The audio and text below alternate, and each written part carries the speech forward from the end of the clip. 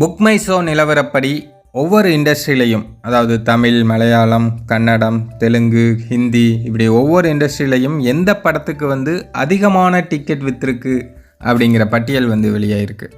அதில் டாலிவுட், அதாவது தெலுங்கு இண்டஸ்ட்ரியை எடுத்துக்கிட்டோம்னா புஷ்பா 2 திரைப்படத்துக்கு தான் அதிகமான டிக்கெட்ஸ் விற்றுருக்கு. அந்த திரைப்படத்துக்கு 18.1 மில்லியன் டிக்கெட்ஸ் புக் மை ஷோவில் விற்றுருக்கு.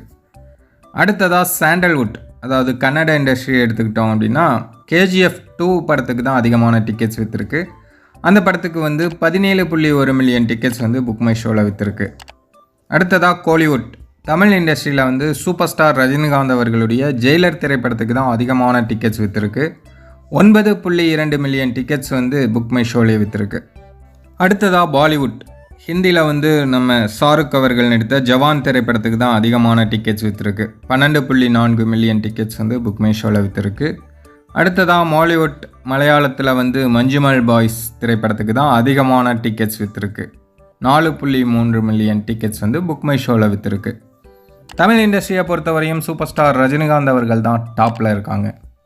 எந்த ரெக்கார்ட்ஸ் அப்படின்னாலுமே அதில் தலைவரோட பேர் இல்லாமல் இருக்கிறது இல்லை.